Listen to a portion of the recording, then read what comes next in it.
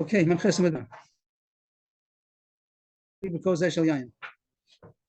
a man be married to me with this cup of wine. He gave it to be the Kiddushin. Instead of saying Befutazu, Batabaz, because yain. But it was not wine, it was honey. Honey is more expensive than wine. Or or he said, marry me for this cup of honey. It comes out that it only was wine, which is cheaper. And the Mishnah gives a few examples of superior and inferior. He said, "B'din shel kesef, marry me for this coin of a silver coin. It was a golden coin, even better than she expected. Or the opposite, gold and Nashani Yoshia. On the condition that I'm telling you I'm rich. On the poor, or uneven Yoshia. He called even better.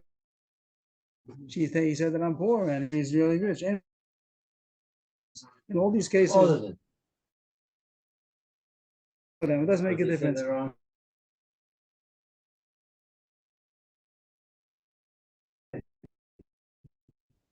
And some people, even if they and by the rich and the poor, I understand very well. And some people, they don't want a rich husband; they want a poor husband. They don't want a rich husband; they don't want that circle. Right. And opposite shoulder.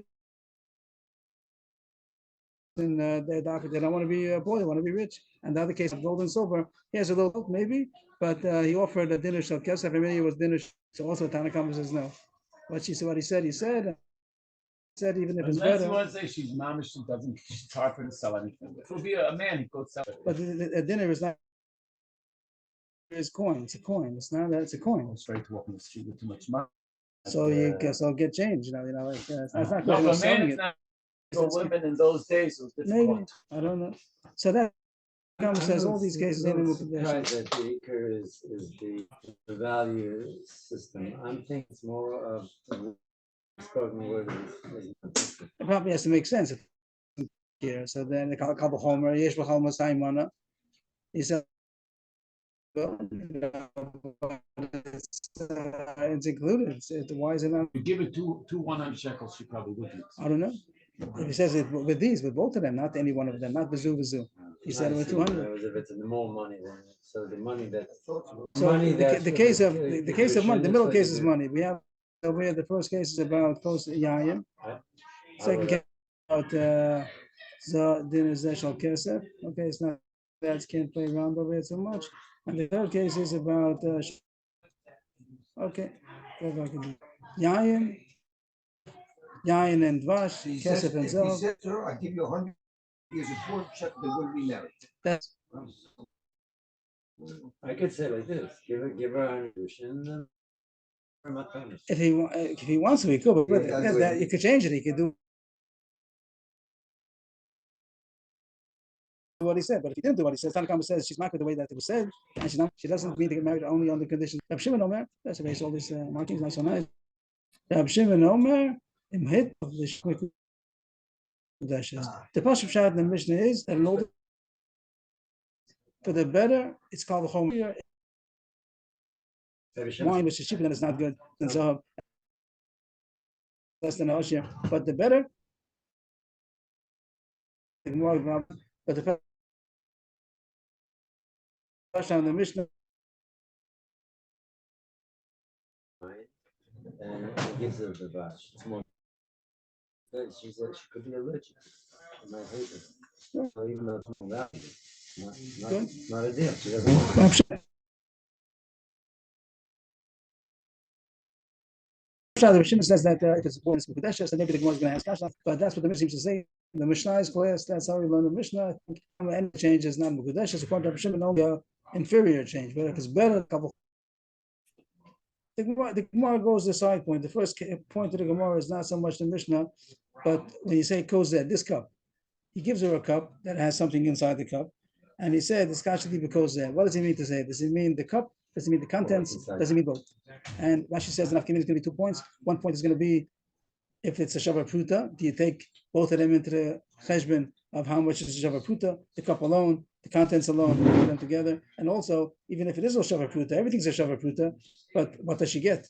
Does she have to give back the cup? Does she keep the cup? Does she have to give back the contents? What does he mean to say when he says, marry me to this cup? I think it has to do with Lashon B'nai Adam probably, and today also probably, that the Gemara is going to say soon, I think there'll be an application to today. Tani Chada, Bo, There's going to be a few prices about this case. The case is going to be, it's going to be Kozen.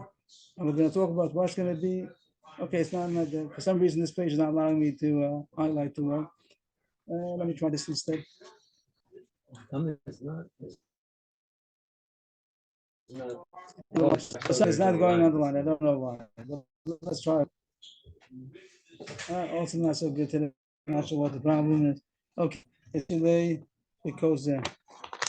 Lower the line slightly, just like you have to lower the whole page. You have to No, I did it a couple of times. Tani Chada Bo B'Mesha B'Socho. Tani Idach Bo V'Lo B'Masha B'Socho. Tani Idach Bo V'Lo Bo.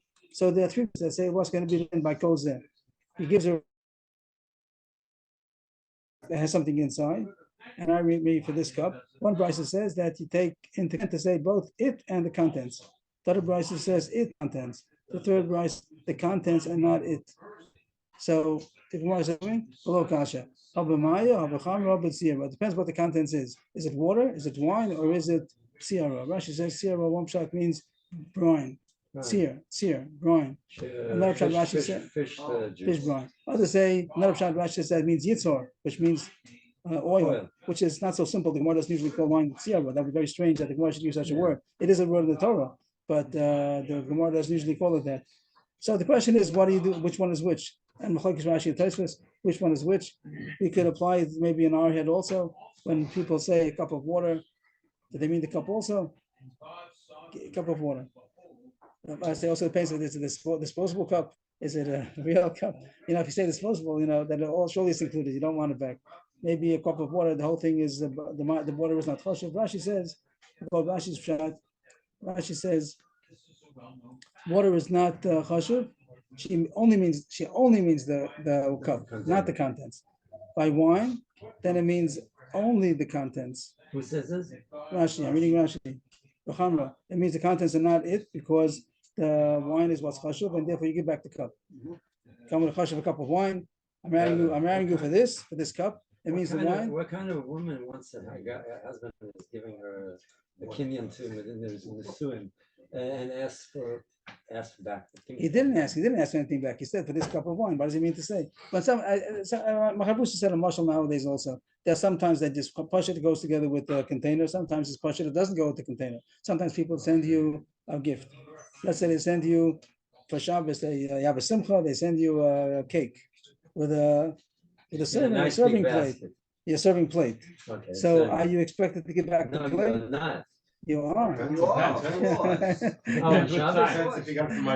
Shabbos, someone gives you a nice cake, you're making a simcha, so you're making a Shabbat brachas, and they send you a beautiful cake. What is that? It depends what type of, if it's in a pan, you don't give back But you're the not pan. getting If it's in married. You're not fancy getting bar, married to that. No, so it's understood. Sometimes it's understood. And also the woman's going to take this cup of wine. She takes the cup of wine, she drinks it, then she gives back the fancy goblet. And the third case is B'tziyah Dagim. So Rashi says by Tziyah Dagim that it's not made to drink up right away. You have to keep it in the container. When you take a cup of wine, a cup of water, you drink it, and then you have the cup. But by Tziyah, it has to be left in the container. So it's understood that he's giving the kli also. It's chashuv, and he's giving the tzir also. But the cup is understood that she has to keep the cup because she doesn't put it into another container. She could theoretically transfer it to another container, but that's what people mean when they send, say, a cup of tzir. They mean including the cup also. So it comes out that the subject depends on our understanding, on what people mean when they say this cup. That wasn't so much our subject. Our mission talked about kosher yayin and dvash. For sure, it's talking about the yayin and dvash. This subject is, do you get the cup or not? That Rashi says, the Gemara says, according to Rashi's pshat, that the cup you're going to have to give back, which is not a problem. In our mission, we're talking about the difference between the wine and the honey. We're not even talking about the cup. And the Gemara says, Rashi says, in this case, the Gemara is going to say that the cup goes back to the man. That wasn't part of the present. The present was only the wine. But it doesn't affect our Mishnah because our Mishnah wants to know the difference between the wine and the honey. The Mishnah says Pashup Pshat that according to Rav Shimon, whatever's better is Kal V'chomer that is good. If he fooled her for the better, he gave her something more than he said he's going to give. Rav Shimon says she's Mekudeshes, and there was a problem with that because we know that some people they want the wine better than the vash, or the Gemara is going to really focus on the case of the gold and the silver. But less later, Rav Shimon Yain v'nat nimsa chometz v'nimsa yain shtein v'cholam nachzav. There seems to be a Mishnah that talks about a Mishnah. I think I'm not sure that talks about they made a deal, buyer and a seller, and they made a deal. I'm going to sell you wine, and then it comes out that it was vinegar, or vinegar, and it comes out that it was wine. So both of them is a mekach tos, and both of them could retract. It would only be for the worse or for the better. So then only the one who was cheated could retract. If there'd be a better wine and a worse wine, then you could say that the one who was cheated, the one who, if it was a worse wine, and then the buyer says, I don't want that, but the seller can't back out. And if it was a better wine than he thought, so then the seller could back out, not the buyer, because it's the same thing, that's better and worse. But here you see that wine and vinegar are considered two separate things, and either one could back out. Why? Because he can say, I wanted vinegar, I didn't want wine. It's true that wine is more expensive than vinegar, but I wanted vinegar. So the same way, so you see some people want vinegar. The word challah with an aleph is Aramaic for vinegar, and some people want wine. So too, some people want silver and not gold. Even though gold is more expensive, some people want silver. So the Gemara, interesting that the Gemara skips the first case. The first case was wine and honey. The last case is about rich and poor. For some reason, the Gemara focuses on the middle case about silver and gold. You could say that it's lav dafka. The Gemara maybe means all three cases, but it's interesting that the Gemara skipped the first case. And it was talking about also wine and vinegar. It will be more similar. Silver and gold is a big price difference. So that's the big chiddush. Even silver and gold, even though it's such a big difference, there's still some people want the silver. There's a little cash over here because why should some people want silver? Why should some people want silver? If it's a coin over here. It's a coin. Why should people want dafka a silver coin and not a gold coin? If you talk about jewelry, some people want silver and not gold. But if you're talking about coin, so what's the comparison to wine and vinegar? White gold. That's not so. Yeah, white gold. Gold. Yeah. Right. Yeah, I know. I just have this thought. Sometimes the person's afraid to go on the street. They're afraid they'll get mugged if they have too much money. So right now, until they change it around, Tyson says that it's about the jewelry over here, not about the coin. Here she's going to slip the kesef and touch it. So she's going to take this coin. The Mishnah said dinner. It didn't say a bar of gold. It said dinner. But she's going to use it. Maybe she wants the gold, the silver coin, in order to melt it down, in order to make jewelry. She needs a silver. She has to hashlim touch kesef. She has some ornament that she needs silver. Maybe she needs silver. But the Taisa says it's pashut. If it's only a question of money, so then there wouldn't be a machlokus. Tanakama also would hold that for sure. There's a mistake in the gears here. It should be la public Tanakama Rabbanan. That if it was a question about money, he gave her more money. Like I go back to before about the 100 shekel bill, 200 shekel bill. Taisa says the mission doesn't mean that. If he gave her more money than he said he's going to give, then there's no reason why she should be mapped up to get less money.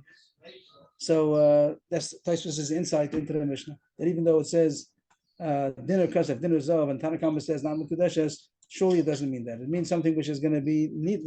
Like if you say there's a coin of silver that's worth, a small coin of silver, a mo'ah, and dinner. So Taisva says that's not going to be a difference. No one's going to argue over there. Tanakama is going to agree that what's the difference if it's a lot of silver or less silver? If a little silver is good, more silver is surely good. So Taisva says it only means when there's a silver and gold. When there's a difference, could be I need this type of metal. I need the type of metal of silver, and that's the Gemara's kasha by wine and vinegar. That's the case the Gemara is being arrived from. And now there's three cases: wine and honey. I'm sorry. Hello. Yes. Yeah, that's fine. It's 100 shekel. He gives you 200 shekel. That's right. Surely, right? That's what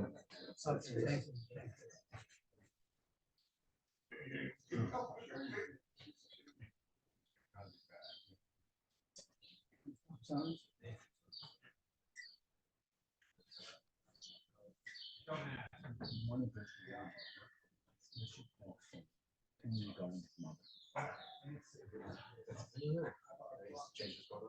no, just one number is only regarding his mother, and one number that read on the ship. Again, the other number.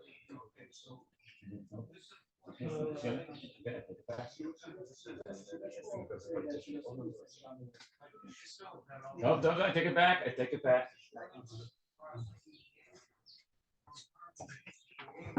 Okay, so that's the most kasha that some people want silver dafka. So how come Rav Shimon argues and says that better is for sure good? It's different. Silver, some people want silver dafka. They need the silver. Amar Rav Shimi Barashi. Ashkafte labai the Yosef Kamas B'Lei Lebrei. Rav Shimi Barashi said that I found a Bai that was explaining to his son. You know the Mishnah, they had the kasha. How could Rav Shimon say a Bai teaching his son? A Bai was explaining to his son. That Mishnah that says Rav Shimon holds that better is for sure good. A whole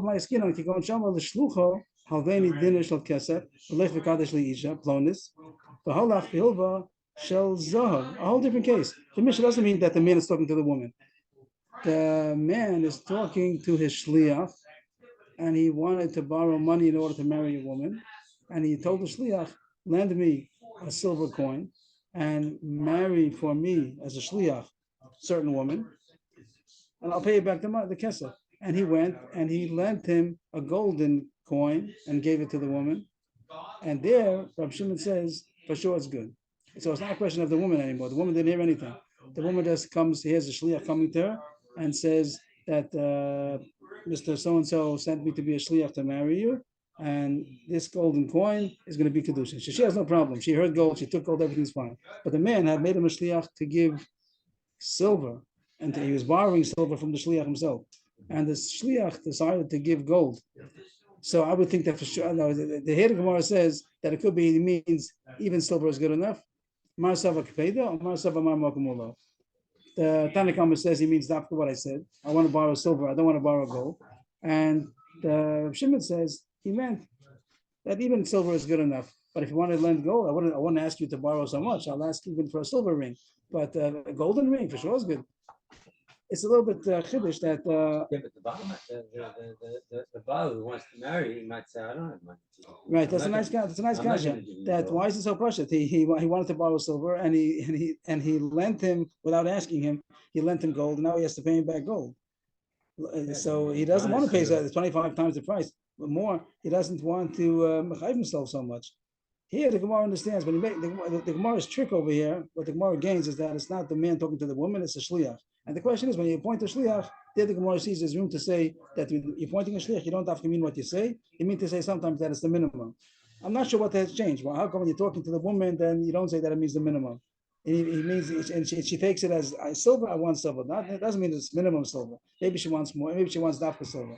But when you're appointing a shliach, that the Gemara understands that it could be that the shliach is you're just telling the shliach the minimum that I'm asking for. If you want to lend me more, I'm surely happy to take more. I was asking, who says maybe he doesn't? I can't afford the gold.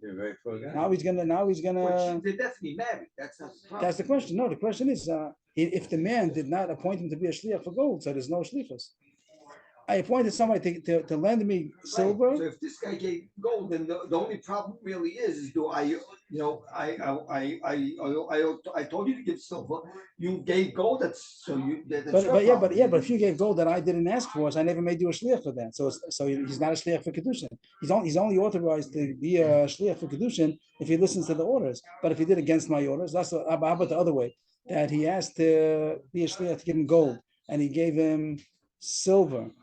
And he married the woman for silver. So then it seems everybody's going to hold that it's not Kiddushin because I made you a shliach to give gold. I didn't make you a shliach to give silver. I wanted to marry her with a golden ring, and you married her with a silver ring. That's not what I wanted to do. So it's not a shliach, and it's not Kiddushin at all. If he's not appointed as a shliach, if he's not authorized to be a shliach, it's not Kiddushin. So the Gemara is saying by a shliach for the better, then it could be if he told him to be, he appointed him to be a shliach for a small thing, and he did even better. So that's room for a machlokes. It could be that we understand that he means for sure, surely better, but even that's good enough. I'm not asking you for a big loan, I'm asking you for a small loan. If you want to give me a big loan, then surely it's good. And it has nothing to do with the woman over here. It's only a question between the man and the shliach. And if Shimon holds that he meant him to be a shliach for a better thing also. What was that? I don't know. I'm saying Sharat. Tell me, it could be in those days women were more primitive and they thought very small. It doesn't have to do with the woman over here. No, I'm saying so. By a woman, she wants what you said. She doesn't understand chachmas. The shliach understands his boss. If you get a bigger loan, he wants a bigger loan. I can't. I don't know. I don't know. If I don't think the Gemara is differentiating between a man and a woman as much as between the person you're talking to or making a shliach. I think that's the pashut of the Gemara. But I can understand. That was a biased pshat that he told to his son, that the Hashem is only arguing when he's talking to the shliach, not that the man's talking to the woman. But the Gemara has many kashas on this pshat. Three points that the Gemara is going to say that it doesn't fit into the words. The idea might be true, but the words don't say that. Yachi iskachili, iskachilo mi boyle. It shouldn't say in the Mishnah, marry me. He's not talking to the woman. Iskachili means be married to me. And according to the Gemara's pshat, that he talked to the shliach, and then the shliach talked to the woman. So it should be iskachilo, that the shliach is talking to the woman and say, marry him for this. And he said gold, and really it was silver. So the words don't say that. Kasha number 2. Hita l'shvach, hita l'shvach mi boile. Hita means he fooled her for the better. Rav Shimon says if he fooled her for the better, it's a good Kiddushin. But that's not the pshat. You're saying that's not what he's talking to. He fooled her. He fooled him. Hita means he fooled him. He fooled the shliach, fooled the mishaleach. It doesn't have to do with fooling her. And kasha number 3, nimtza meikar nami dezavava. It says in the Mishnah that it was found, that he said one thing and it was found to be something else. Here it wasn't found to be something else. It was the whole time something else. The shliach took gold and he gave gold, and it wasn't a question of nimtza. So that's three words in the Mishnah that the Gemara doesn't tolerate abayis pshat. Here it says the words here would be iskachi li. Well, let's go on the second case better. The Gemara talks about Zov and so here it says the first thing is true. That's the only time that it says iskachi li, and it means the whole Mishnah. And then it says nimtza shel zahav. It shouldn't be nimtza. It was of the whole time. And the other question was it thought that he fooled her. He didn't fool her. He fooled him. So that these 3 kashas, the Gemara says that Abayis pshat doesn't fit into the Mishnah. So the Gemara rejects Abayis pshat. Ella Amar Rava. So Rava is going to say pshat, also very similar to Abayis. That has to do with the shliach. It doesn't have to do with the man talking to the woman. It has to do with the shliach. But here the case is going to be Ani v'avisha b'chavura targimna. I and the lion of the group explained it. So it means the group of chachamim, the chavura of their chachamim, and the best, the strongest, the one, the biggest of the chavura. Who's that? Uman Rav Chiya bar Rabban. Rav Chiya bar Rabban was the avisha b'chavura. So Rabbi says that Rav Chiya bar Rabban, he said the following pshat. Not that the man's talking to his shliach to be mekadesh, but the woman's talking to her shliach to accept the Kiddushin. And what does she say? Say v'kabali Kiddushay miploni she'amar li iskadshi li b'din shel keser. The woman tells her shliach, go and accept Kiddushin from Mr. So-and-so, who said to me, marry me for a silver coin. And he went, and the husband, when the shliach HaKabbalah came to receive the money, he gave him a golden coin. So here it's not a question about, it's again a question of what did she mean when she appointed the shliach. It's still a little difficult to me because you see that she heard from him on a date, whatever it was before by the engagement, she heard that he wants to marry her for silver. So maybe she'd have to want silver. Maybe she'd have to want silver. But the Gemara's not looking at that. The Gemara's looking at that she made a shliach for silver. Did she mean to say she made a shliach even for silver? That even if he gives you silver is good enough, but if he gives you gold, surely it's good? Or she meant after silver. So the Gemara really did the same as Abai did, but instead of making that it's his shliach, made that it's her shliach, and that's how the words fit in. But Balaam, she wanted exactly what she asked. Yeah, she's marked with what she said, and the other one says Mar Mokamilo is just giving a reference to say that that's even that's good enough, but not that's the like the minimum. But not, what do you mean, Mar Mokamilo? Right. So usually this expression is usually seems to be a borrowed term. To really, the way where it comes from is going to be coming up a case where it says go to a certain place, and over there you'll get something. And they met someplace else. So Maramokim means I'm just giving you a reference. You can find them over there. It's probably going to be there. If you find them someplace else, it's also good. Pay them means I only want it to be over there. So you're right that the words literally don't apply in our context where it's talking about gold and silver. It's not, but Maramokim means so I'm showing you the bottom margin. That's the minimum that I'd like to accept for Kiddushin. So silver is good. If he wants to give you silver, it's okay. But if he wants to give gold, it's even better. The first Kpeda means a market for whatever I said. I'm making a shliach to accept silver, only silver. And the point that one says, I'm making you a shliach even to accept silver, and he wants to give you more, it's even better. Or my nimsa, they call tsayu belisa. According to the pshat, what's the word nimsa? The nimsa is still a little bit difficult. The pshat about Iskachili, we took care of this problem, Iskachili, because she's telling him what I was told. And also Hita, he did fool her, so to speak, because when he came to give her the gold, she was expecting silver. And it wasn't that like the first case that Abaya said that the shliach and the husband and the man have a difficulty, so it shouldn't have been Hita, it should have been Hitahu. But according to this pshat, it was that she was the one who was not expecting to get the gold. And the problem of Nimsa, why is it called Nimsa? When the shliach, when the husband gave it, it was not Nimsa. The husband knew what he's giving, and the shliach knew what he's getting. Here it says Nimsa, the Belisa, that it was wrapped up in something. It was wrapped up in some container, some kind of a gift wrapping. Sorry means to be wrapped up. Sai is wrapped up, and Belisa usually means shmatas. Over here, Rashi says also that it means smartut. Yeah, that's interesting. It doesn't mean a shmata. Usually a smartut we call a rag, but he's giving you a golden dinner in a shmata. Probably not. Probably it doesn't mean that it's dafka a rag, but it means that it was wrapped up in something and he didn't know what it was. And so Rashi says that who didn't know what it was? When she got it, she didn't know what it was.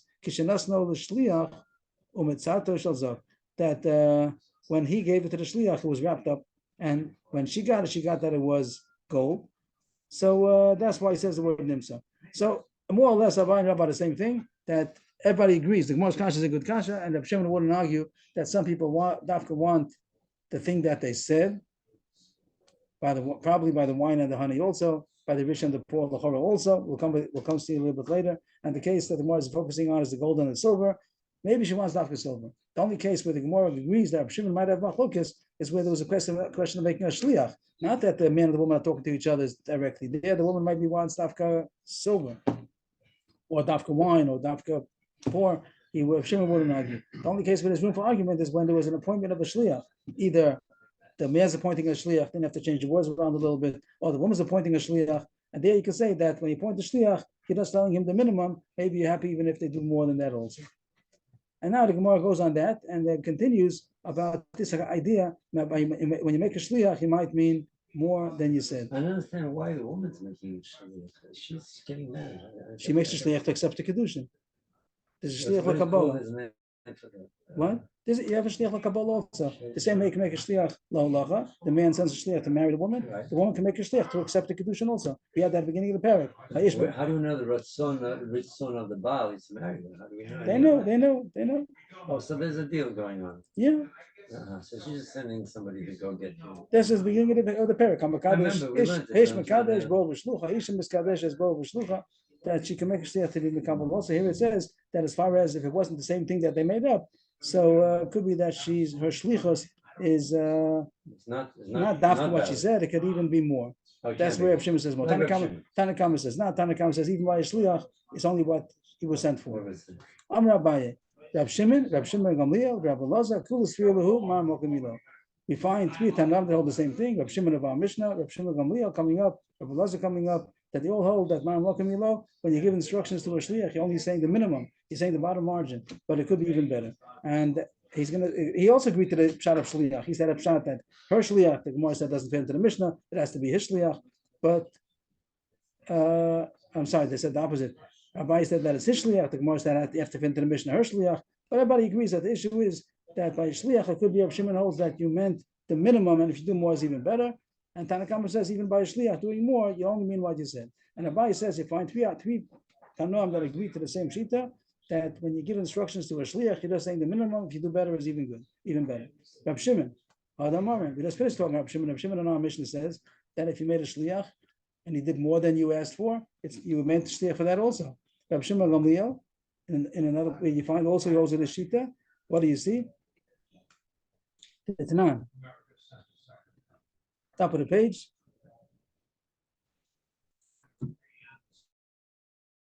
Pashut.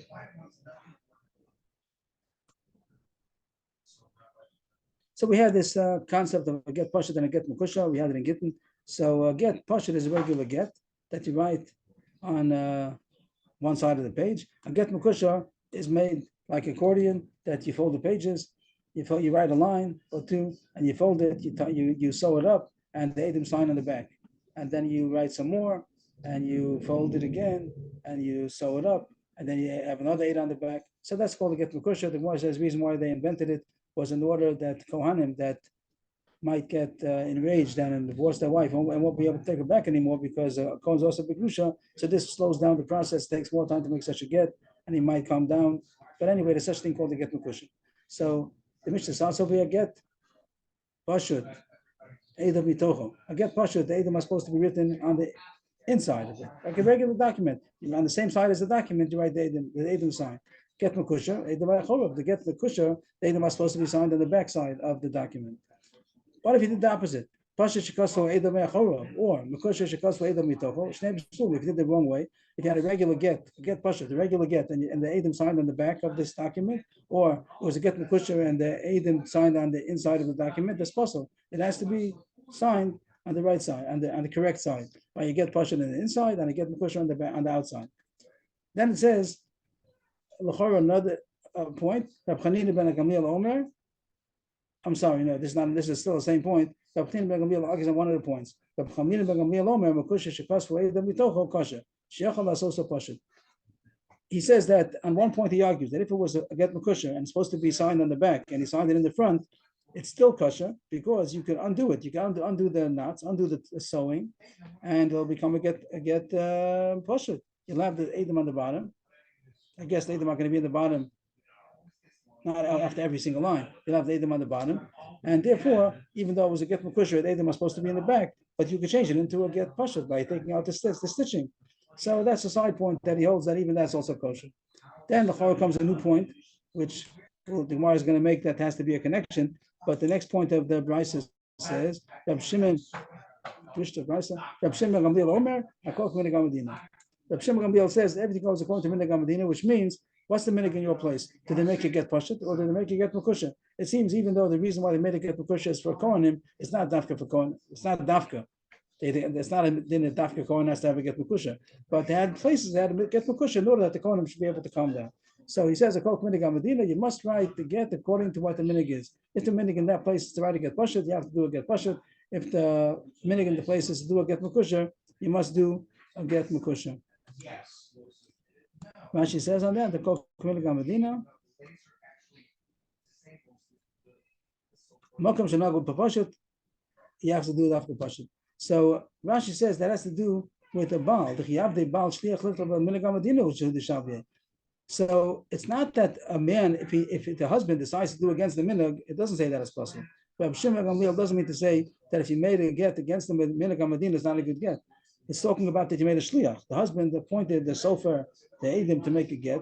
So he meant according to the minhag HaMedina. He meant to say do according to what the minhag is. So if it's a place which the minhag is to do a get Mekusha, and the husband said make a get, he meant to get Mekusha. If it's a place which to make a get Pashat, so when he said make a get, he meant to get Pashat.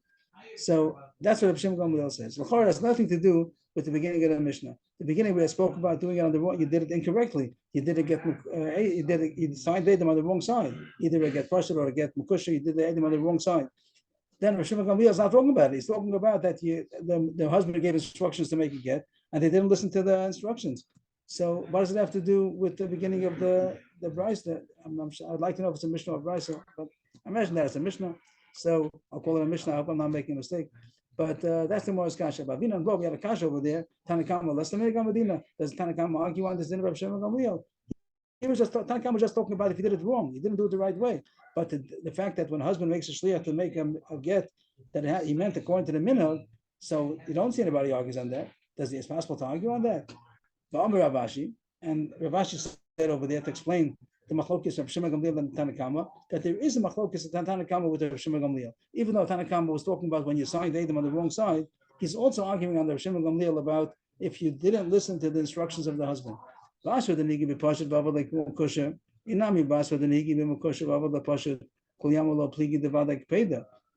agrees to Shimon Gamliel the simple words that if there's a minhag one way, you must do according. The shliach was only made according to what the minhag is. If there's a place, the word asra means a place, asra, a place that the minhag is to do a pashat, and the husband said make a get, and the shluchim made the opposite kind, or the opposite. The minig is to make mukusha, and the people who made the get didn't listen to they didn't do the Baal's simple instructions. They made it a pashut.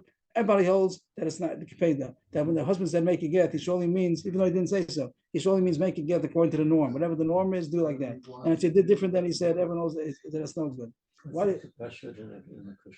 Pashut means a regular document that's all written on the same side and the Adam sign on the bottom. Again, Mukusha means a fancy kind of a get that you write a couple of lines, you fold it over, you sew it, and the Adam signs in the back fold.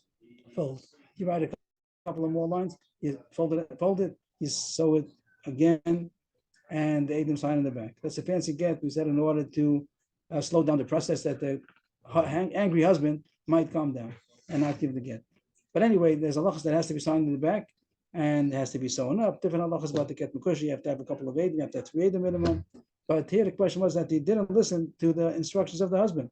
So the husband didn't say beferish what to do. If he said to do a pasha, then he did mukush. Surely it's no good. And even if there's a minig to do one way. So surely the husband said make a get. He surely means according to the minig Medina. And if the shluchim didn't listen to the husband, didn't do it minig Medina, so they weren't shluchim, and it's not a good get. Ki pligi bashud denigi ben bepasha ben b'mukusha. Amalei avidli pashut. The machlokes is going to be in a case where the minig is to do either one.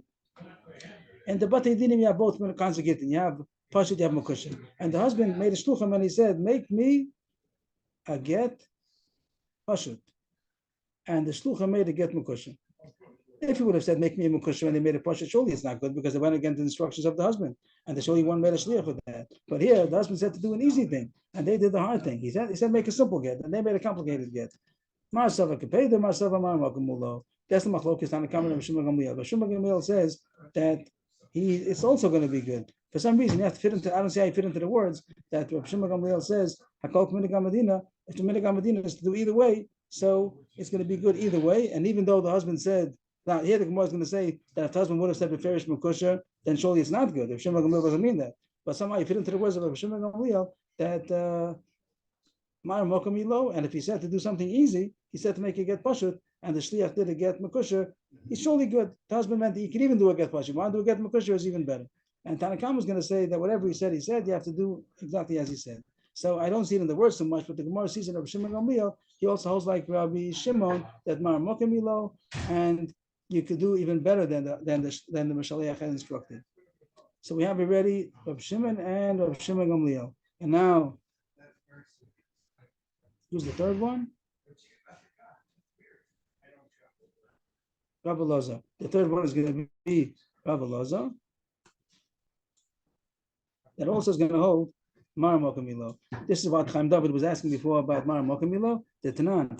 Isha Shamu is Kabbalah Gita b'Mokum Ploni. A woman made a shliach to accept the get for her in a certain place. She said, go to a certain place, whatever, a certain community, and accept the get. The husband's going to send the get, give a get at a certain place. So go there and accept the get from me. But keep but he got it someplace else. He didn't get it in the place that she told him. So Tanakama says puzzled because she's marked, but I only wanted to get divorced over there. Whatever reason she has, maybe she doesn't want people to hear about it. She wanted it to be done in a place where people don't know about it. Whatever her interest might be. But Tanakama holds that if the shliach did not follow instructions, it's not a good get. Why is Rabbi Machshir? Because when she said to get in a certain place, she only was giving him a reference where to go to. Mar Mokam. I'm just showing you the place. Here the words are literal Mar Mokam Ilo. A lot of places it was more of a borrowed term. It wasn't a question of a Mar Mokam. Here it talks about a Mar Mokam, and Rabbi Elazar holds that she only meant to say that's where you're supposed to give it. You'll find them over there. But if you found them someplace else, it's also good. So Abaye found that there are 3 Tanam that hold the concept called Mar Mokam Ilo when you're appointing a shliach. Rabbi Shimon Gamliel, and Rabbi Elazar. Back to the Mishnah, new subject, very interesting subject. Amar Ula, Machlokes b'shvach mama. This Gemara, I think, is difficult. Doesn't fit so much what the whole Gemara was talking about till now. That everybody agreed. The Gemara said everybody agrees if the man's talking to the woman and he gave better than he told her he's going to give her. Everybody knows that it's not good. Even Rabbi Shimon. Rabbi Shimon, the Gemara came out. Abaye, Rav, everybody came out. That Machlokes is when you're pointing a shliach. But when you're talking to the woman, everybody holds that you have to do what you said. That I don't want less. I don't want more. But here the Gemara doesn't sound like that. I'm not sure how to explain the Gemara before. Mashal talks about it, but I didn't get clarity. But the Gemara says that make believe that here the Gemara is going back to the simple pshat, that Reb Shimon holds that if he told a woman something and he gave her better than he asked for, then surely that is good, which is against the whole Gemara till now. It's really a problem how I'm reading it now. But just to get through the words, this Gemara seems to ignore the whole Gemara until now. And Reb Shimon holds that if he told her, I'm going to give you a small thing, and he gave her even better, it's surely good. So he told her he's going to give her wine, and he gave her honey. Or he told her he's going to give her silver, he gave her gold. Or he told her that I'm poor and really he's rich. All these cases, Reb Shimon holds that is good. That's all as far as money. If it's wine is worth more than honey is worth more than wine, and gold is worth more than silver, and rich husband is worth more than a poor husband.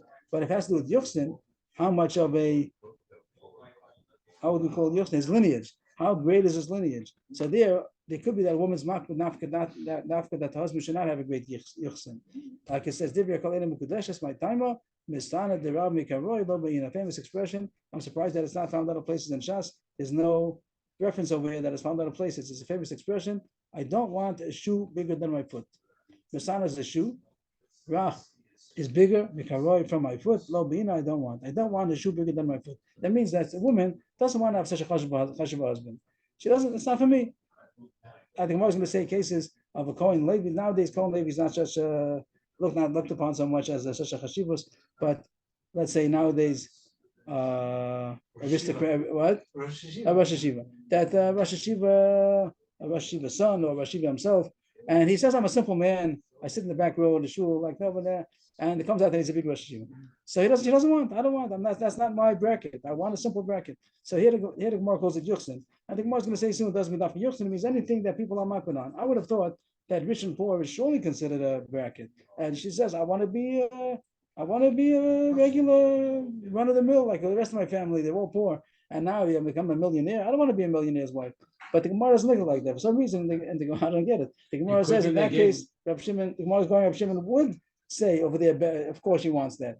Better if it's rich and poor, yeah, rich is better than poor. But the muyuchis, a Kohen more than a Levi, that she doesn't want. It might depend on the times. What he said. Yeah, that's what I mean to say. It could be that the idea is that she doesn't want to be looked down upon, or the husband is too chashuv. Right, but if it could be they didn't give such a chashivas to money. Money was something practical. They didn't have that gaiva. It'd be very interesting if that's so. Very interesting. The Psukim and Mishlei don't talk like that. The Psukim and Mishlei talk the way we understand.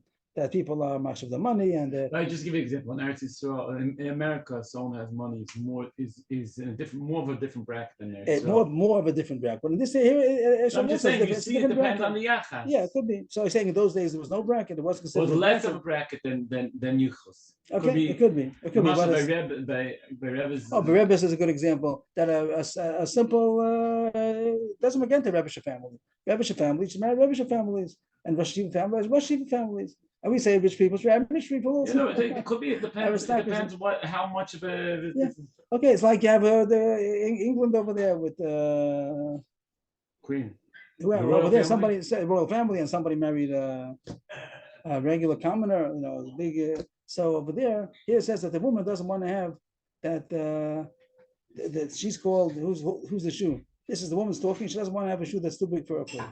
It should fit. So. The applications in our Gemara might be different than. No, we wanted to ask. Is it okay? We just wanted to ask.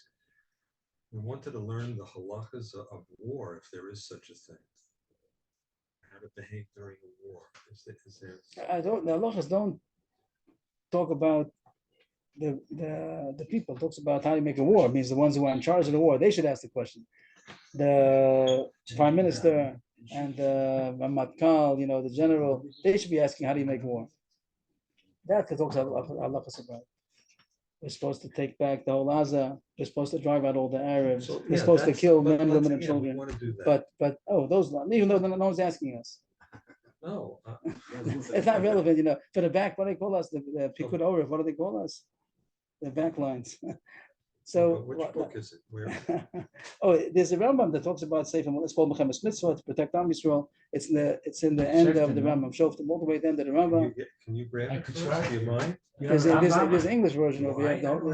There's an English version of the whole Rambam. Professionals. Where's the Rambam? It might be in the next room. There's a Rambam. I'll continue. Okay. Yeah, go ahead. So the Gemara says that. Yes. Yuchsin is different than Mammon. Is that what we're saying? Shevach Mammon means Right. someone who's rich or poor. So is Yuchsin, Right. are there any other examples other than Cohen and Gadol or King? Cohen Levi. The Rashi talks about Mamzer and a Nasin. I meant Different Levi, levels of Cohen or lineage. Levi, or are there any other examples? Levi Yisrael, Nasin, Mamzer. Some of them are going to be also to marry, but the ones that are mutter to marry. So you could talk about in the category. It says in the last parak in Kiddushin, coming up, the fourth parak has Asara Yuchsin. There are 10 different categories of lineage. Over there, some are not allowed to intermarry, so that wouldn't be the subject. But those that are within in the same categories, the similar categories that are allowed to intermarry, over there you'll have the question about a bigger yichus, somebody more than me. And it seems like you were also talking about level of learning, a rabbi, or not? Yeah, and the Gemara's going to talk about that. It's not going to be. We'll see a couple of more lines that it doesn't have to do dafka with lineage. It has to do with how people look at the brackets. I don't want somebody that's in a different bracket than mine too much for me. I don't want to be a simple wife to somebody that's so aristocratic.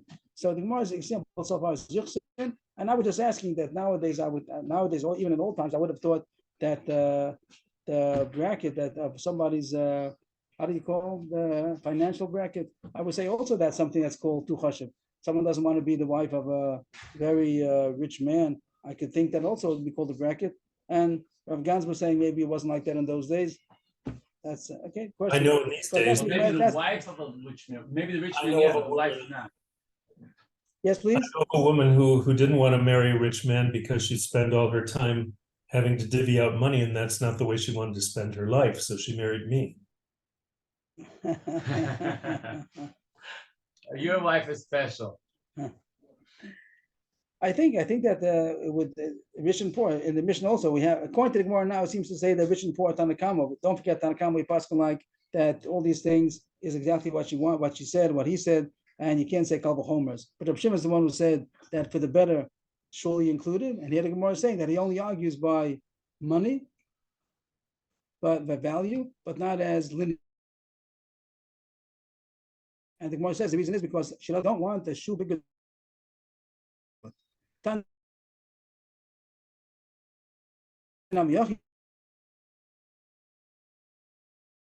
Arrived from a brisa, which is coming up that if he fooled as far as his superior lineage,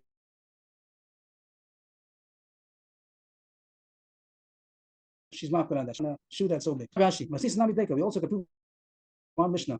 So the next Mishnah, we learned all the Mishnah today, which was wine and honey, gold and silver, and poor. But continuing, which is going to be tomorrow's Mishnah with Bays, there, I'm not Kohen, Vinim Levi, Vinim Kohen, Vinim Mamzer, Vinim Nosin. Over there, it talks about different lineage that he said, I'm a Kohen, really he was a Levi. He said he's a Levi, really he's a Kohen. He said he's a Nosin, really he's a Mamzer. He said he's a Mamzer, really he's a Nosin. Nosin and Mamzer, both of them are kind of a Mamzer. We'll get that tomorrow. But Nosin is a higher level than a Mamzer, not as bad as a Mamzer. So I think. So anyway, but it says Kiddushin because what she didn't say, he didn't say. But Reb Shimon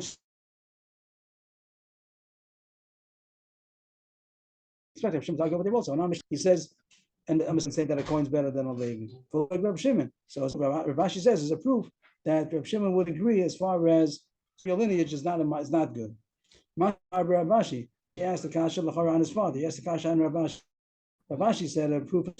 Rav Ashi says proof from the next Mishnah. Eli, Amanash Eshli Bas, or Shivcham Mugudelas, Veo. Amanash Eshlo, the Shvach Mamanu, Pachinami de la Polig. The Mishnah has other cases also. The Mishnah, tomorrow's Gemara. Besides talking about Cohen Levi Cohen, Mamzer Nos and Nos, it also talks about that he says, I have an adult daughter.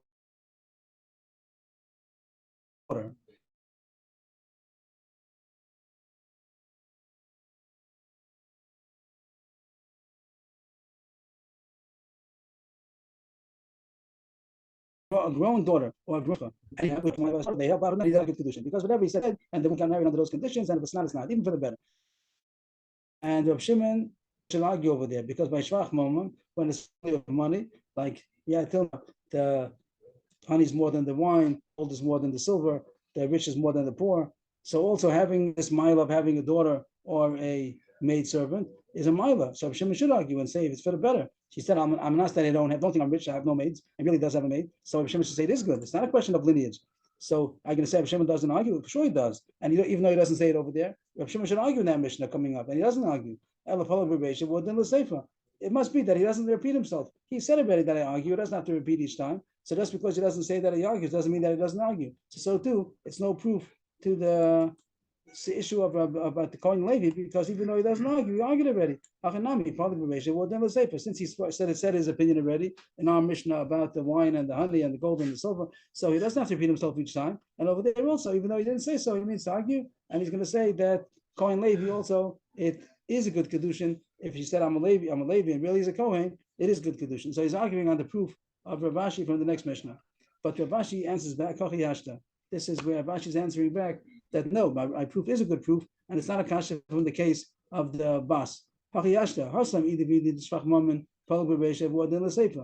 the case you're talking about, there's not no reason to Reb Shimon to repeat himself, and it's understood he argues because the both of them are the same kind of a difference. Both of them are financial superiority. That he spoke about gold being more than silver, and he spoke about honey being more than wine, and he says over there it is a good kedusha. So therefore, it's understood when you talk about it, not having a maid servant, yes, having a maid servant. Of course, he's going to argue over there and say that it is good. But hacha deshvach yuchsemhu and misa the public nisni over here that there is a svara to say a chiluk. There's a svara to say a chiluk at least, even if Ula is not going to be right, even if Ula is not going to be right, the one who said the chiluk about shvach yuchsen. But it's at least enough reason why the Mishnah should have to preempt that no one should make a mistake. And if since there is a possibility of Shimon would not argue, if he argued, he would have said so. Since he didn't say so, it means he doesn't argue, and Ulu is really right that by Shvach Yuchsin, even Rav Shimon agrees that the woman is makbid not to have a shoe bigger than her foot. But another reason why I could say that the next Mishnah is not difficult, why Rav Shimon doesn't argue, over the case of the daughter and the shifra, and the next Mishnah is also Rav Shimon does not argue because it's taka a bracket kind of a difference where she doesn't want to have a shoe bigger than her foot. Do you think that when it talks about a daughter or a shifcha who's a mugudelas, do you think that it means gedola, that she's an adult, she's able to take care of the house? Gadelas. What does the word mean? Gadelas. So what does gadelas mean? Rashi says that she's a chashava, like gedola, chashav. Taisa says that it means that she's a hairdresser. She's megadel sheir noshim. She's a hairdresser, and the point is that whatever the pshat is going to be, the amra because the wife, the woman might say, "Lo nichali the shakla mili minoi va'azla nadir kamishiv v'usai." I don't want to have somebody around the house that is going to take my words and go tell people around the neighborhood.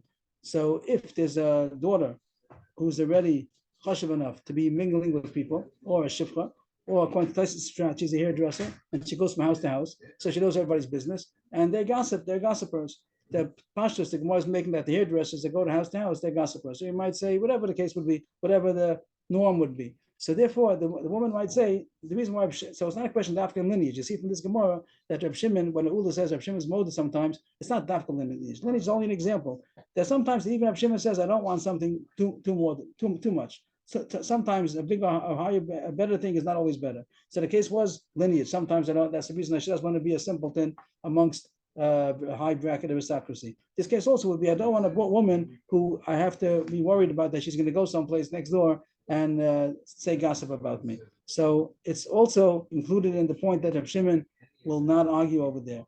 So Rav Ashi thinks that it is a good right in the case of the Kohen Levi, that even Reb Shimon will agree when we understand that being better is not better, not always better. But again, don't forget Reb Shimon. There's only Reb Shimon. The Gemara is discussing Reb Shimon, but according to Rabbanan, for sure, she doesn't want more than she said. In any case, even by financial issues, she said what she said. This is what the Kiddushin is only the way I said it, and not for more, not for less. The rest of the Gemara is much easier. Everybody could come in now. Everything is much easier, and the Gemara is going to talk about different qualities that a person said that he has. What's the definition of that quality? So here goes, karyana. Someone says, I'm a karyana. I'm a reader. What it constitutes being a karyana? I would say in our language, a balkore. I'm a balkore. Even if you're not a regular steady Kabbalah Korah, but he read one time, he read 3 psukim in the shul. He got an aliyah and he read the psukim by himself. That's called the Balkorah. Rabbi Yehuda argues and says, no, he has to know how to say Targum also. Not just 3 psukim, he has to say the Targum also. I'm not sure if the Korah used to be the Targum also. But here it says that in order to be a Karyana, he also has to know how to say the Targum. The Gemara has a side point, which I'll put into parentheses. Targum means he just has his own translation. The Targum Yudaite, is he going to say his own translation? But Tanya Abiyuda Omer, Abiyuda himself says, Hamatargum Pasuk Kitzuros Areza Badoy. But Mosef Alav Areza Machar from Agade. So it says, Abiyuda says that you're not supposed to just translate the Pasuk the way you want. This has to do with the Sugi of Shutish al Mikra. It says that if you say a Pasuk literally, so it's a liar. And somebody that adds on to the pasuk is Machar from Agad, if it could be like blasphemy. So you're not supposed to just translate the pasuk literally. Taisus gives an example, just to make it simple. Taisus, end of Taisus says that if somebody says, in the pasuk where it says they saw God, some are going to say they saw God literally. So that's called Badoy. You don't see God. You can't see God literally. God is not physical. And if he says, Mosif, he says that, what does that say over there? What's called Mosif? He's going to say that they saw Malach, that he's going to translate what it says, you saw Malach. That's called Yemosif, because it's taking away, that's, of course, it was Hashem. It doesn't mean a Malach. They're making Malach to be like Hashem. And what should he do? He should say that he saw the glory of God. That's what Taisus explains, like the Targum says. So here the Gemara says, what does it mean that he said, if I Targum Pasuk Kitzuraso, he said it literally? That's not supposed to be translated by himself. My Targum Didan. Targum means Targum Unclus, our Targum. That's how you're supposed to translate it. So it says, when there's a Kriyas Torah, somebody says, I'm a Balkoreh, he has to know how to read 3 psukim. He has to have read 3 psukim in the shul. Abiyuda says he also has to know how to be Targum Munklas. Okay, that was when you say Karyana. How about if you say, I'm a Bal Mikra? How do you mean I'm like Karyana? The word Karyana means a Balkoreh. Avalam Karyana, I'm a Bal Mikra. I think that the word that we would call it is, we say in our terms, a Bal Mikra. I know Mikra. Then he has to know Torah Nevi'im Iksuvim B'diktuk. Or else he's not called that he knows that he's a Bal Mikra. Bal Mikra doesn't mean that he learned a little Mikra. He learned 3 psukim. He has to know Mikra, Torah Nevi'im Iksuvim. It means know. B'diktuk. You have to know it or just read it. I hear you're right. It says Kori. Maybe it means reading it, B'diktuk. He has not to read it precisely. Next case. The rest of the daf is going to be like this. What different terms mean when someone says, and I guess today would be different also. The guy says, it could be 1,000 cases. The guy says I have money. How much money would that be? Does it mean $1,000 in the bank? Okay. I'm a Nashani Shona. If I'm a Shona, something, I'm a learner. What does a Shona mean? Special translate means the Chor Mishnayos. The Yochanan Torah. Torah l'chora means Torah Shabbat. And the Gemara jumps up and says no such thing, that the word Shona means Torah. Meisvei, Ezi Mishnah. What my Mishnah mean? The word Shona, Mishnah, what does that mean? Which will translate again to me like Mishnayos. Abiyudam Medrash. The Medrash means the drushes, the psukim that we have, the Medrash halacha that we call Torah's Kohanim, Sifra. So, but nobody says that it means Torah. And now Rabbi Yochanan says that it means Torah. How could you say that Mishnah means that Shona means Torah? So the Gemara explains, you're right. He didn't mean that. My Torah, Medrash Torah. What did Rabbi Yochanan mean to say? Medrash, like Abiyuda. The Gemara continues. Someone says I'm a Tana, not a Shona. The Tani Hilchasa Sifra Sifri with the Sefta, then he has to know much more. He has to know what we call all of these different brises. Besides the Mishnayos, he also Tana means that he includes all of these different midrashim. The Gemara seems to talk about Medrash Halacha, not about Medrash Agada. The next case, Almana Shani Talmud. When someone says I'm a Talmud, what we call a Talmud Chacham, maybe. I don't know, maybe no, Talmud. I'm a Talmud. What does a Talmud mean? They were also called Talmidim because they didn't get smicha, and they were younger. They died young, I think. So don't think the Talmud means such a level of a Talmud, such a big Talmud. When you ask him something that he's learning and he knows how to say it, that's called a Talmud. According to the word the Sechet Dikala, so they say that it means, the Taisus Riyazakin says that it means in the drasha. The drasha means what they used to say in Pesach and Sukkot. They used to say the halachos of the Chag. So if he knows that, that's good enough. Even though it's not something that's said, maybe everybody knows it. It's very, very common knowledge, like Shabbos HaGadol drasha, that every year the same thing. That's also good enough. He doesn't have to know everything. It doesn't have to be like Hashem and Hashem and Zoma. He has to know something. You ask him in any place. Doesn't mean you have to ask him wherever you ask him, he knows. He knows everything. That means that even in any place that he would know is good enough. Somebody said that the Shabbos Code Joshua was exactly like we have Chia. He says, no, there were 18 different words. There were 8. Oh, 8? Okay. No, close. it means that he listened He listened precisely. exactly. Rabbi Nevinsal says Shabbos Agov Rosh every year the same thing, and that's his point. He's not coming to say Chidushim. He's coming to say that this is the lachas of Pesach. And what does a chacham mean? Amanah shani chacham. What does that mean? How much of a chacham do you have to be? It doesn't mean you have to be like the chachamim of Rabbi Kiva and his colleagues. But if you ask him something of wisdom, Rashi says Sfora. He has to know Sfora, so he can figure out something. If he knows that, that's good enough. What if somebody says, I'm a gibor? You have chacham gibor or no? What's a gibor? I'm strong. How strong does he have to be? I can make this bigger. That helps. It doesn't have to be strong like the generals, Avner and Yoav. If the friends are scared of him, they order of him because he's so strong, that's called enough strong. How about if he says rich? Just what Avrohom was saying before. What's called rich now? What's called rich? Maybe also nowadays. That were very rich. Anybody that the community honors him because of his wealth. He's considered a wealthy man amongst the community. I'll give you another example. The guy says I have a job. Does it mean once that he has an 8-hour day job? If he has an hour day job, it's also a job. Yeah. They get well even over I get the whole year. How about someone says I'm a tzaddik? I'm an ashani tzaddik. What? That's it. You know the Gemara. I feel the Russian Gemara Mukadeshes. Even if you know that he's a Russian Gemara, till now we did I bear in the book. Shema here Tshuva. Maybe he had a thought of Tshuva right now, and he didn't, even though he didn't succeed yet in fixing everything up that he has to fix up. That's called the tzaddik. Shema here Tshuva B'darto. Now Chavusha pointed out it's a chiddush. If we would have said that he's about Tshuva, we'd understand it. But he says he's a tzaddik. A tzaddik takes time to become a tzaddik. He's going the path of Tshuva. You can call him a Baal Tshuva. Here he calls him a tzaddik mamish. That he's called a tzaddik, even though he has what to fix up still. Amanashani Russia. By the way, to point out over here that doesn't mean if Shos Mukudeshes, it's a suffix Mukudeshes, because maybe he didn't. So it's not valid in Kiddushin, but it's a possibility. And even though he didn't do Vidui, the Vidui is not Ma'akev, it can be Hashem knows that he did Tshuva in his heart, so he could be a tzaddik. What if it's not in Russia? I feel tzaddik Gomor Mukudeshes, even if you know he's a tzaddik Gomor, again, suffix Kiddushin. What? He can go up in his memory, he can't go down. It doesn't say that. It says he can go down. Oh, even by a Russian? That's what it says. The Kudeshes. Shema Hiru Dvar Avodah Zarah. Maybe he thought about Avodah Zarah. And that makes him a Russia. Means other thoughts wouldn't make him into a Russia. But if he in his mind, even though Tanai has been a tzaddik, but now the Gemara could have also said maybe Shema Torah Rishonos. The Gemara says also that it also takes off his tzidkas. But the Gemara says thoughts of Avodah Zarah take off a person's, he's considered a Russia. Ad Khan, this list. Now it starts off another list, which comes in Agav, and it's not the subject of Kiddushin anymore. It's the Mishnah, and it talks about how Hashem gave different qualities to different countries. That's most of the subject over here. Maybe they make a different color because we're going into a different subject over here.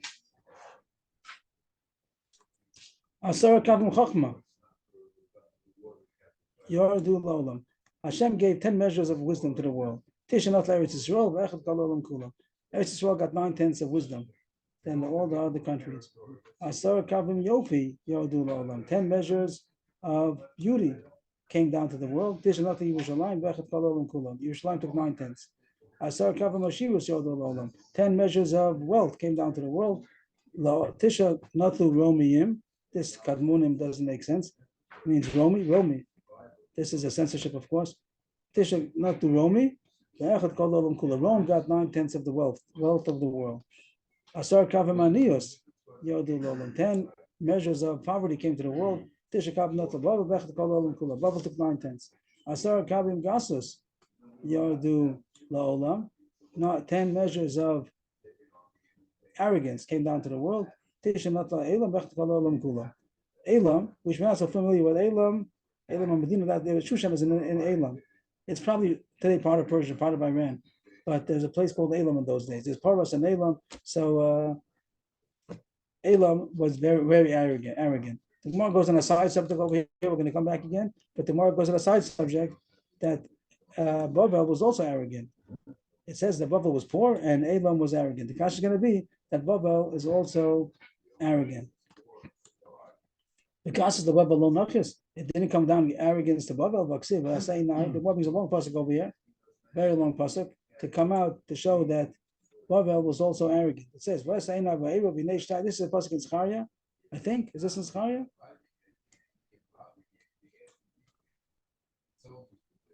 Yeah. If you look at the whole pasuk over here, it says the nekudos on the side, so might as well look at it over here.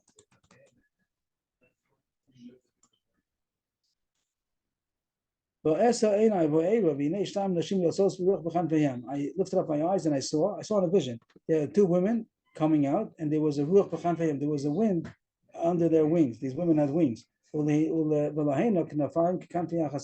wings like this, like the wings of a chasida. What do they call a chasida? Stork. But they carried the ephah was a big kli, some kind of a big kli. I don't know how to say different. And they carried it. The two women that had wings, they carried it, and they lifted it up between the heaven and the earth. Zechariah said, I said to the malach who was talking to me, to where are they taking this ephah? And the malach told me, Livnos labais beresh enor, they're going to build for her a house in the land of Shinar. There's another part of the story over there that there was a woman that was in the ephah also. That's not here. It doesn't mention that part of the pasuk, but that they're going to take her to Bavel, Shinar is Bavel, and they're going to put her there on her firmness. Anyway, that's the pasuk the Gemara brings. We'll see this inside the Gemara now. Yeah, we didn't get to it yet. We're going to bring it to Russia to show that there was arrogance in Bavel. But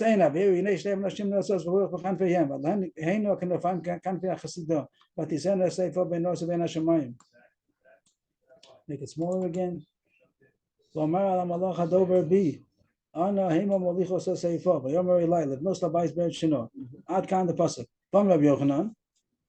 are these two women?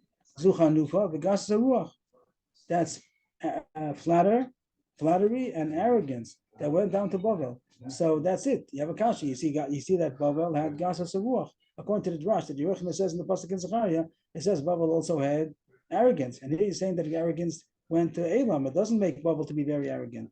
The answer is in Lachanachis. It's true. It came down to Bavel, to Bavel. And then from here it spread out to Elam. So even though in the beginning it's true that Bavel had arrogance, but now the main the main station of arrogance is in Elam. There was another kasha. Oh no, not yet. Take a name to tell you live no slabai.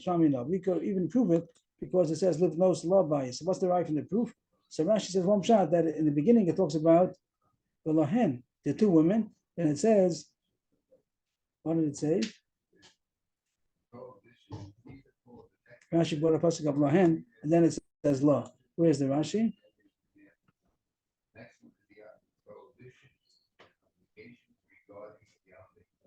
Before it says lahen.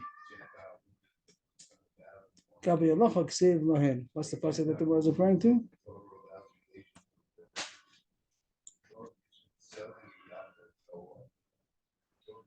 The lahena. It talks about the women in plural, to them. But later on it says that they're building for her. The Pashta is talking about the one inside the Ephah, but the Gemara is dashing it on these two, and now it says only one of them. One of them was going to build the house. That means that the house that was built was only for the Chanufa. But Gasas Ruach, it didn't stay over there. You can say here also about Chanufa also. That's not a kasha. The Gemara didn't say differently. But Gasas Ruach, it says it went to Elam. That was kasha that it was in Bavel. It didn't stay over there. It came down to Bavel that it went to Elam. The Gemara is not a kasha to say that Bavel had arrogance. Similar Lagasos and Vanios. There's a statement that was said that a sign to know if somebody is that if there's arrogance, is it poverty. If there's poverty, there's arrogance. So since Bavel had poverty, so they also had arrogance. Vanios for Bavel Hudika. So that's a kasha. How come you say that Bavel doesn't have arrogance? If they have poverty, they have arrogance. The Gemara says no. Over there, the cause of arrogance is not poverty. My aniyos the Torah. Poverty of Torah. When a person is amoris, that's a signal. That's a sign of arrogance. But a person is poor doesn't mean necessarily that he's arrogant. But usually a person who's arrogant, who's ignorant, ignorance is a sign of arrogance. I'm sorry, they go something like that. Yeah, when a person is ignorant of Torah, then there's a big chance that he's going to be arrogant. The more a person knows Torah, the more he's supposed to become humble. So